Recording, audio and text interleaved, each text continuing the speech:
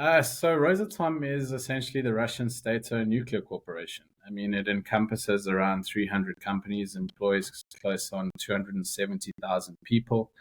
And our core business remains big block nuclear power plants, now small modular reactors, and we've got some very exciting developments in floating reactors. And then beyond the energy side, we also focus on nuclear medicine, irradiation facilities, and research reactors. So we've actually built 133 research reactors, if I'm not mistaken. We've been around for a long time. So it's a 70-year-old company. We actually, in its previous form, built the first civilian nuclear power plants in the world. So, right, in Africa, as far as I know, nuclear is not really something that African countries use for energy. I understand there is an Egyptian nuclear reactor being built at the moment. In South Africa, we have Koeberg. Have you found in your current position that the appetite for nuclear is growing? Yeah, absolutely. I mean, so if we look at South Africa first, yes, we've got Koeberg and we've had Safari 1 reactor for 60 years. So there is a nuclear industry already in South Africa, and that makes it a lot easier, for instance, for South Africa to build on what they already have. There are 4 units that are being constructed in Egypt, and that is the Rosatom project. So that's sort of our flagship African project.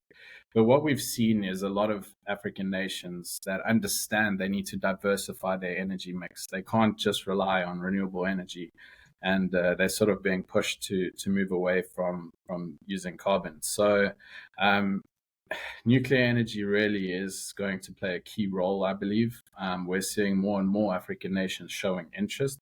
And there's a number of nations in Africa that have done a great deal of work to get down the path towards nuclear. And when I say that, I mean they're following the International Atomic Energy Agency's key milestone approach. So the likes of Ghana, the likes of Nigeria, Rwanda, they're doing great things in terms of getting where they need to be as a nation to safely implement a nuclear program. Because the first question I've got from myself or yourself is actually, in terms of South Africa, my understanding is that the dawn of the new democracy in South Africa in 1994, the previous Nats government almost tried to descale any form of nuclear activities in South Africa, obviously because of the threat to the new government. It's not something that they talk about a lot, but it was an actual strategy that the previous government had to almost take that technology away from the incomers. Since then, we've obviously had one power station, which we obviously know is in Cape Town. It's not operational at the moment because it's undergoing renovation to extend the shelf life, but there's been no other developments on that front, and there's been no desire to push that technology, mainly because of the Green Deal. The first question I've got for you is this all about the Green Deal, or is there another point of politics at play? In other words, they don't want another nuclear power, should we say, another nuclear armed state, and this time actually in Africa. I think we need to look back a little bit at how many times we've attempted to build new nuclear power plants in South Africa since we commissioned Koeberg in 1986. I think the first unit was commissioned. So essentially, since then, we've been trying to actually build new nuclear power plants. I think what happened was that we dismantled our nuclear weapons at the end of the previous era, which I don't think is a bad thing. And we were the first country to voluntarily do so, right? So sort of showing that anything new nuclear would be purely for peaceful purposes, right? Which is important. I believe that there's always politics involved, unfortunately, and it has played a great role in why we haven't achieved it. And I think there's also certain interests globally that have prevented nuclear from going further in this country, right? Which is very sad. So we tried in 2007. I mean, when I say we, I mean the country, not the company. But in 2007, we had shortlisted as a country two vendors, and we were about to go forward with a nuclear program. And at that point in time, the global financial crisis happened, and apparently we couldn't afford it. But then again, we tried in 2014 as a country to build new nuclear, and we We signed a number of new intergovernmental agreements. One of them was with Russia. And Rosatom was really a very keen sort of participant in a upcoming RFP at that point in time, which we really hope to see. But then it was taken to court by an NGO in 2017, if I'm not mistaken. And really, it was stopped at that point due to a technicality on their Section 34 determination, right? Which is really unfortunate, because if we had actually gone ahead and gone out to tender and selected a vendor and started building nuclear power plants, we would right now be probably commissioning 1 or 2 units, right? Which would go a long way in sort of helping curb the current situation that we're sitting in as a country. I mean, beyond where we are right now is that by 2035, we plan to decommission, I think, another 22 gigawatts, right? Which is 50% of our current installed base load capacity. And we can't simply replace that with wind and solar. It's not going to work, unfortunately. We've got large industry in this country. We've got smelters, some of them that a single smelter in Richards Bay uses 1.2 gigawatts of electricity, right? So we need something substantial, because we are a developing nation, but we're also an industrialized one. Yeah, we certainly are industrialized ones. So based on that nuclear deal, I remember at the time that, cost was a big thing. People were like, it's too expensive, we can't afford it. It was like 1.2 trillion rand or something like that. Looking back, that seems rather cheap, because we're losing R1 billion a year just purely based on blackouts experiencing every single day of the year so far. So in terms of a project like that, like for your company, how is that actually funded? I mean, the country doesn't just give over a check for 1.2 trillion rand. How does the funding model work now? I think at that point in time, those numbers were incredibly inflated by the anti-lobby as well, because they never got to a point where they released a request for proposal, and they never actually got costing on what it would cost, nor were they able to get the different financial models that the vendors were willing to offer at that point in time. So the simple answer is we don't actually know what it would have costed there, right? We went through an RFI phase, which is great, and we all expressed our interest, shared information on our technology, but it was never actually costed at that point, right? And I don't believe it would have been anywhere near that number at that time. The other thing is that you need to look at the different financial models that are available, and there's many that have been used globally, right? It could be an EPC, which is there where you write a check and the vendor builds it, or it's EPC plus F, or it's EPC plus state export credit, or it's build, own, operate, transfer, or potentially some sort of PPP model.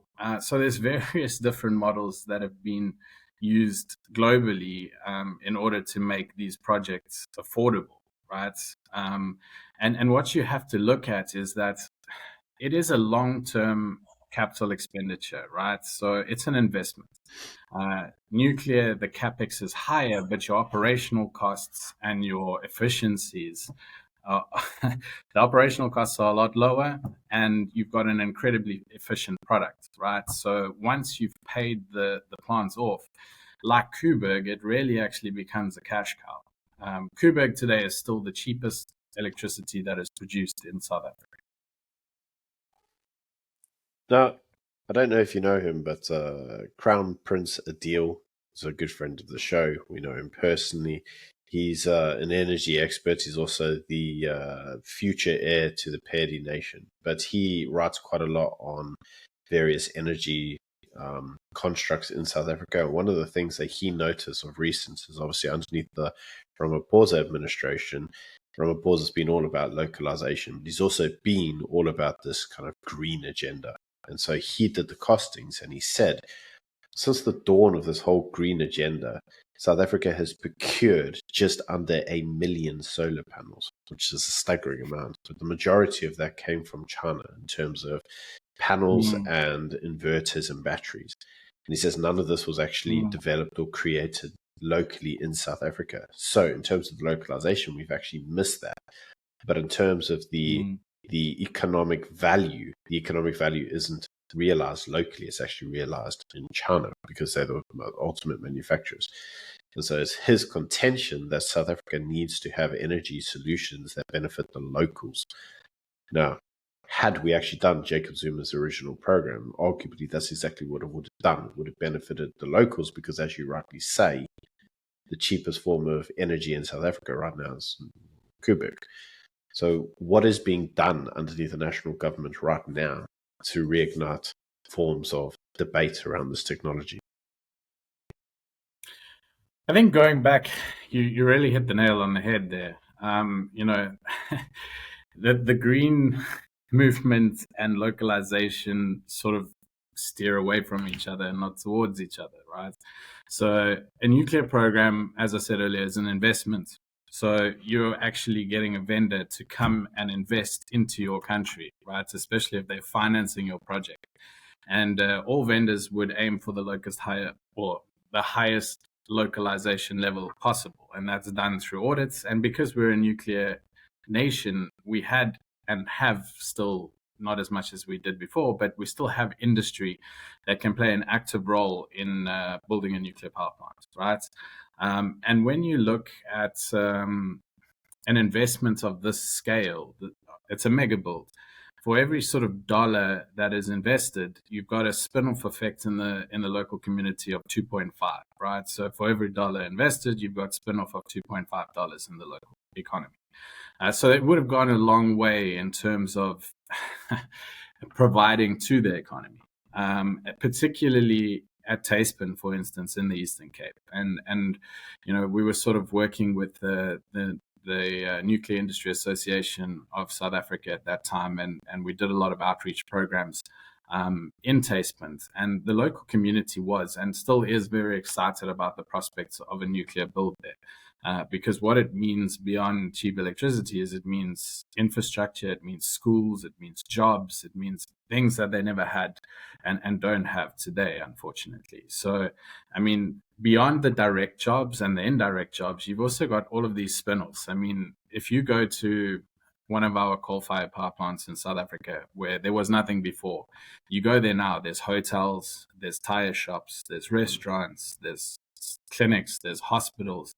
And there's money moving, right? Which is really what megabuilds do. And unfortunately, in South Africa, we haven't done a megabuild since our two large power plants. But people forget that that's exactly what happened during the industrial era in terms of Victorian England. Victorian England, they would obviously industrialize, and in turn, they would obviously modernize the town to create or house the people that would go to work in those industries. It created schools, roads, it created infrastructure such as hospitals, churches, shops, because the people that live there and work in those locations have to ultimately, well, they have to live and they have to live normal lives. That means housing. So it creates many cities, many infrastructures, communities. And that's actually what projects of this size do. So arguably, had we actually had that, that's exactly what it would have created. So you can see why any town would be excited at that prospect.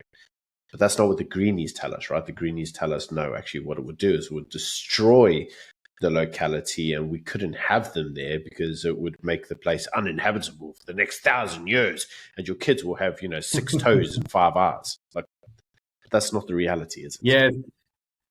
No, it's very disingenuous on their behalf, really. I mean, nuclear, it's if you look at the size of it, right? So you've got a very small piece of land that's used to produce a very large amount of electricity. If you compared that with wind, you would need a very large piece of land to produce relatively small amounts of electricity. So in terms of preservation of nature, actually, if that's what we want to do, if that's what we're trying to achieve, then we should just be building nuclear power plants. I mean, if CO2 is the issue, we should be building nuclear power plants. The EU has finally come around to its senses now, and it's ratified nuclear as green, at least until 2049, as I understand. Although they ratified gas as well, which is interesting. But the thing is that I think the world understands that if we really are going to decarbonize, then nuclear has to play a role. It really just, I don't see any other way. I fully agree with you. So I'm not a fan of decarbonization because human beings are made of carbon. So what does that mean for us? I don't really know. But I mean, people think that nuclear is just like, former Eastern Bloc countries and, Chernobyl happened. So therefore it's gone forever. But like, mate, like France runs on nuclear for like the past 50 years. France has been the exemplary place where nuclear is used. I believe it's Norway or Finland or Sweden, one of those countries, they're all the same in my mind, have now just also gone back to nuclear. I think it's Finland. Excuse me if I'm completely wrong. But people act like nuclear is like this weird technology that's sort of out of date. But to me, it is the most technology in line with the current progressive agenda of decarbonization and green and all the rest of it. Why do you think nuclear has such a, maybe not so much now, but why does nuclear have such a terrible reputation? Most of it's propaganda, I understand that, but why is that the case? I think we have to look at the history of nuclear, right? So it literally did start with a bang, and it's struggled to sort of shake that stigma ever since. And then you did have something like Chernobyl, which scared people. I think the scary part is that people are scared of radiation, which they believe is not natural. Although radiation's everywhere, we're radioactive. Certain places are far more radioactive than others. Certain foods far more radioactive than others, and there's still like the jury's out on whether there's a threshold of there's a certain point that radiation is good for you, and then after that maybe it starts to become bad, right? So I think that's how it initially got this sort of stigma, and then there were a couple of movies that were made about it, and it scared people. Right now, though, I think that there's other agendas at play. I mean, there's products that need to be sold, and realistically, if you want the easiest energy mix in the world, you're going to combine nuclear with gas and solve all your issues, right? You've got baseload power when you need it all day long, and during your peak, you start up your gas turbines, and life's simple. You don't need complicated energy systems in a country. You don't need to deal with all of the fluctuations, and you don't need storage. So I think that it sort of scares the other side, right? I mean, if people just think, why don't we just make our lives easier and build nuclear power plants and add some gas to it, you could basically have a very efficient and very cost-effective energy system. I believe that's probably the main reason that they don't want nuclear programs to go ahead. Because when they do, I mean, again, Kuberg is our cheapest power in this country, and it's there most of the time. It's a bit strange though, because as the prince says, the prince wrote an article about this in the IOL, and as he says, even in his own article, is that a massive problem that we tend to have is if you look at something like a cell phone. Okay, it's still cheaper to build a cell phone in, say, China than build it locally. So it's much cheaper to build them there and send it here. In many instances, you could say the exact same thing for, say, solar panels or wind turbines and so forth. Yeah. It's cheaper to build them abroad and bring them here. But they don't have the same impact as a cell phone. A cell phone is a choice. Electricity in many instances isn't. And so, as the prince says, it's wrong to deprive almost the local industries the economic benefits of having these things. So to force individuals to say to them, well, you have to have solar panels on your house because there's no other way for you to kind of run a modern house. You've got a factory there now. You must have these big solar panels everywhere, all over the place, and you must get big batteries to provide the backup power so that you've got a constant degree of baseload within the factory. There's an economic cost to that, but it's not a degree of choice. It's not like, what do you want to buy? Do you want to buy a Hanway or a Samsung or an iPhone? That's choice. But this isn't choice. This is basic need.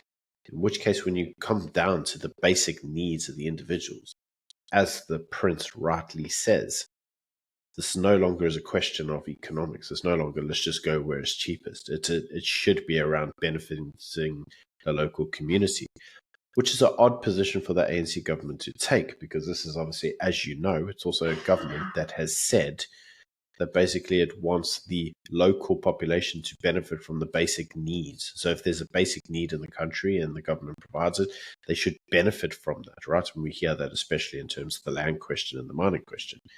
But here's a prime example of where the basic needs are not economically benefiting the locals. So the question there really becomes from us to you is, what's next for this technology in South Africa? Where do we go from here? I agree with you. It doesn't really make sense, and as a country, we've procured a lot of solar panels and wind turbines from abroad, and it's procured, right? We bought it, and the crazy thing is that most of this money was raised locally by commercial banks, and it was sent abroad to buy things. And earlier I spoke about vendors coming to South Africa to invest, right? They're coming here to invest into, yes, they're going to bring certain components, but they're coming here to invest and to build large mega projects. So it doesn't make a lot of sense. I agree with you. It's something that we grapple with as well, and it's something that I unfortunately can't answer.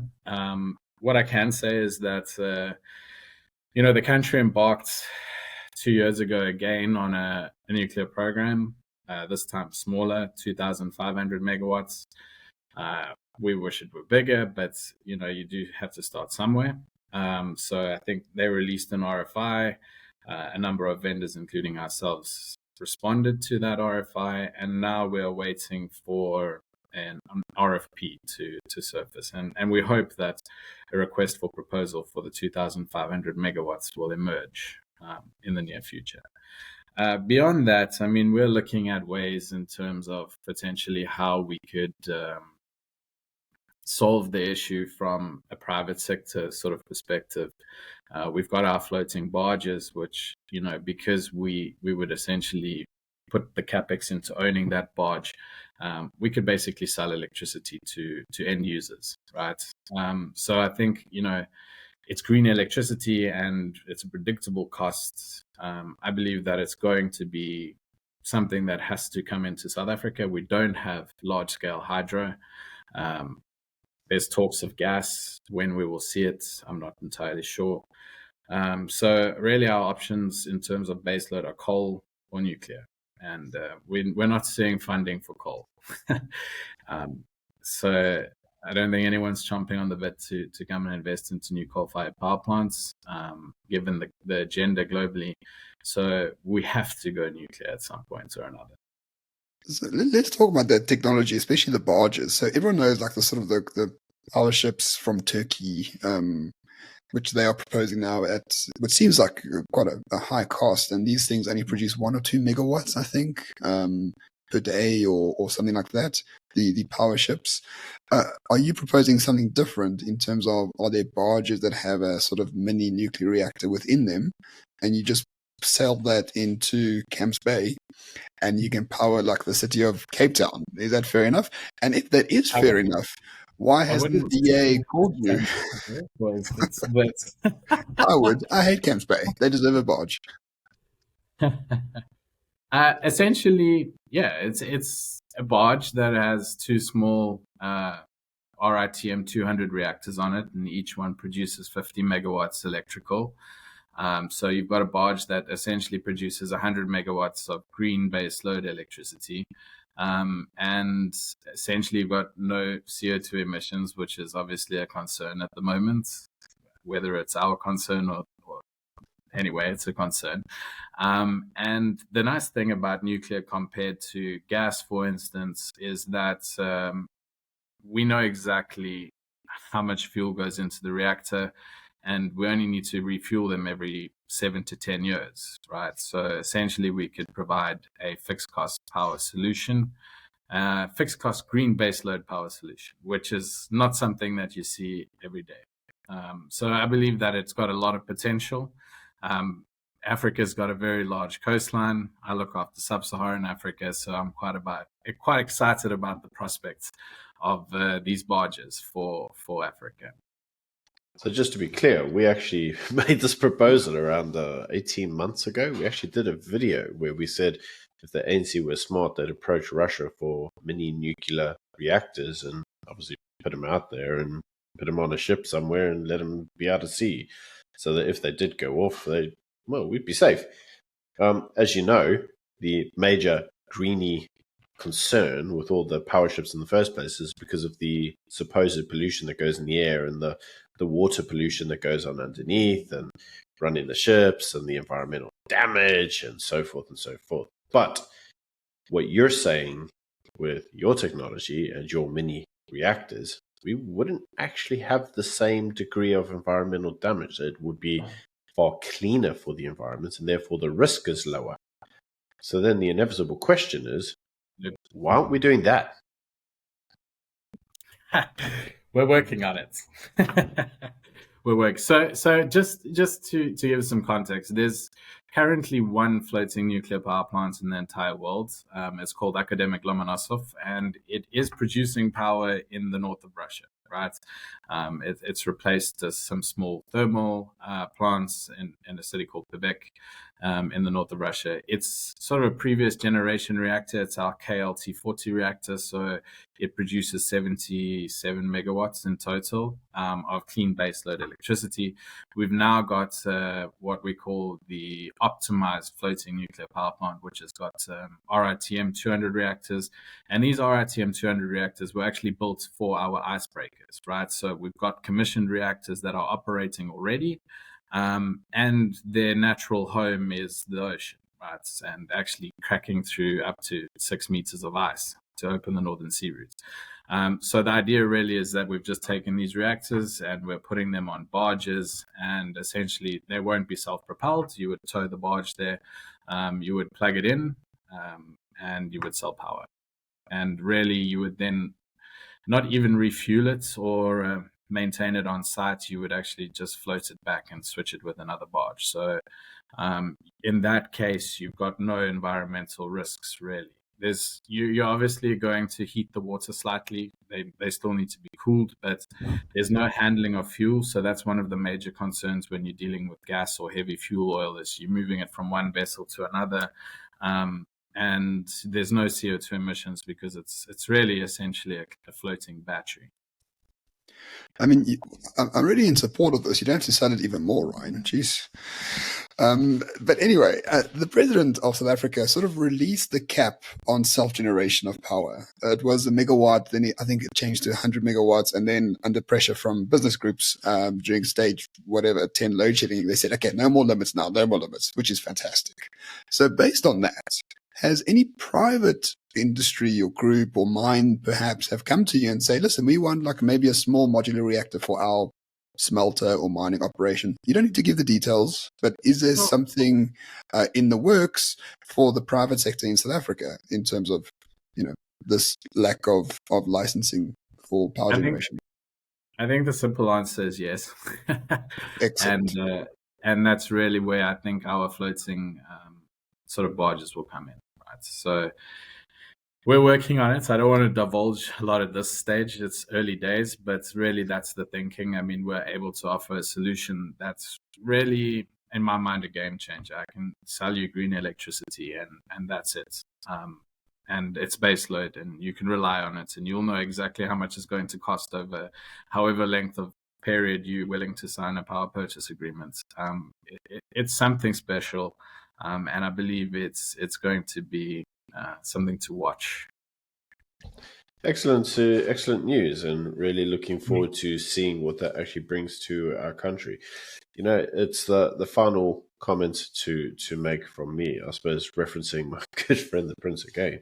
He actually says something rather ironic, and that is, in order to make solar panels and in order for us to have any form of localization around panels and wind turbines, we'd actually have to have electricity to make those, which is the grand irony.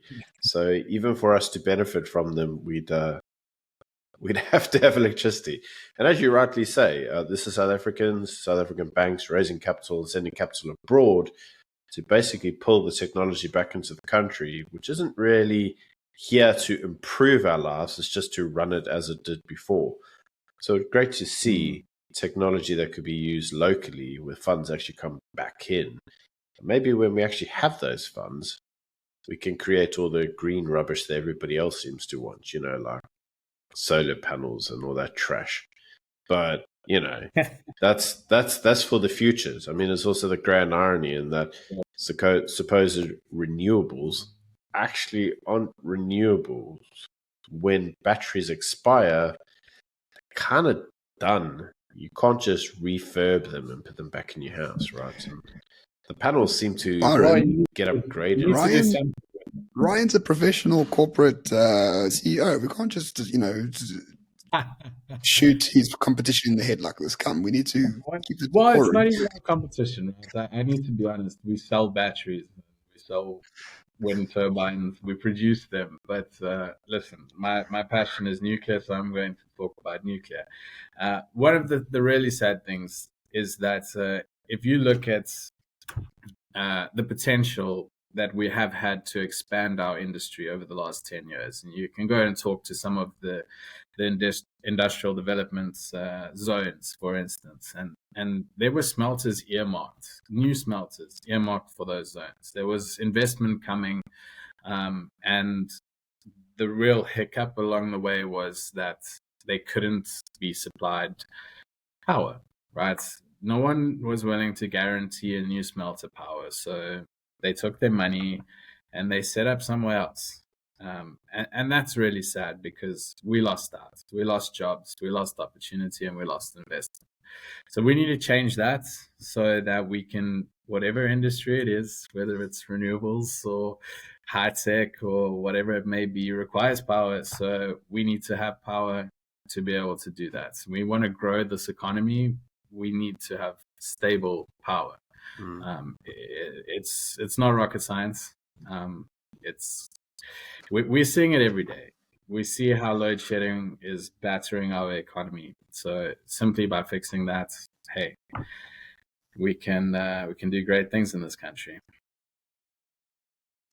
Sorry, Byron, I did interrupt. Did you have a question at the end of that? Oh, jeez, Ramon, you were so rude in your interruption. I didn't remember my train of thought there. I think I was just saying to him, obviously the prince rightly points out that you can't actually do any of these kind of manufacturing because you need electricity. Maybe these supposed renewables, we can ship them off elsewhere. My final comment or my final question from me was really, have you guys forecast what the economic benefit to the country is? I know they're saying that if we potentially fix our current infrastructure, we could have economic growth between 5 and 6%. But I'm sure you guys are closer to the numbers than anything that we are. So what's the potential benefit by adopting the technology? I think that's a difficult question, right? Because we don't really know what base to work from currently. And again, I need to point out that we're somewhat technology agnostic. I have a firm belief that while we embark on the new builds of nuclear and whatever else it may be, we need to fix what we've got, right? So we've got coal-fired power plants that we could fix up, continue operating in the short term, in the medium term. And we need to focus on our economy, our people, right? So that for me is let's fix what we've got. Okay.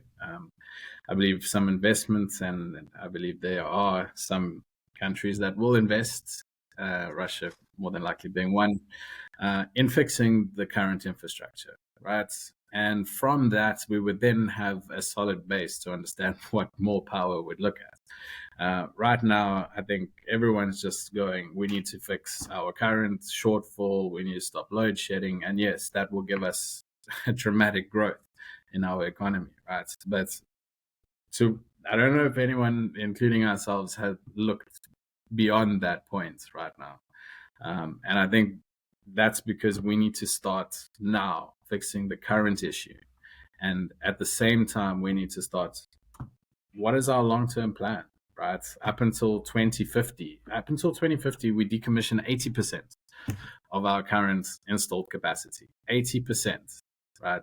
So it's quite difficult to forecast when you know what's going to be decommissioned, but you don't quite know what it's going to be replaced with at this point.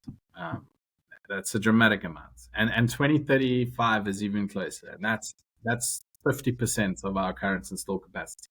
And that's Eskom's predictions on end of life coal-fired power plants. That's not even considering switching them off early or a green deal. So it's worrisome. And like I said earlier, 2,500 megawatts of new nuclear is a good start, but it's nowhere near where it needs to be to make up that big gap. Yeah, no, it really is not. And I mean, if we didn't decommission the Kusile Madupi, we wouldn't even know because they haven't produced, I think, a single megawatt in the time that they have been around. But, Ryan, my last question: in times of crisis, opportunity abounds a lot. Geopolitically, Africa is like sort of quite in an interesting place. So in these times of crises, as a CEO of Rosatom for Southern Africa, are you finding more opportunity now than, say, 10 years ago? Yeah, absolutely. Absolutely. I mean, listen, in Africa, we've signed, let me just think about it, probably 14 intergovernmental agreements, somewhere around there, with different nations that are all sort of at some point or another in their path to becoming nuclear nations. We believe a very responsible vendor, which we are. We assist them with things like public acceptance, human resource development. We've got over 400, almost 500 African students studying on full bursaries in Russia, various different nuclear disciplines. So, I really do believe that Africa is going to be a large nuclear player. But in order to do that, they need to have the skilled resources to be able to implement them. So we're trying to sort of do our part and investing into our clients as well. Perfect. Byron, any final thoughts from you, my friend? No, none from me. All I would say is thank you very much, Ryan, for coming onto the show and discussing your company with us. I'm sure it's very difficult to actually have any form of balance reporting on a company that has any form of links with Russia, especially given the current climate. So thank you very much for being brave enough to come on and talk to us, and we really do appreciate your time. Gentlemen, thank you very much. Roman, Byron, it's been a pleasure, and look forward to seeing this.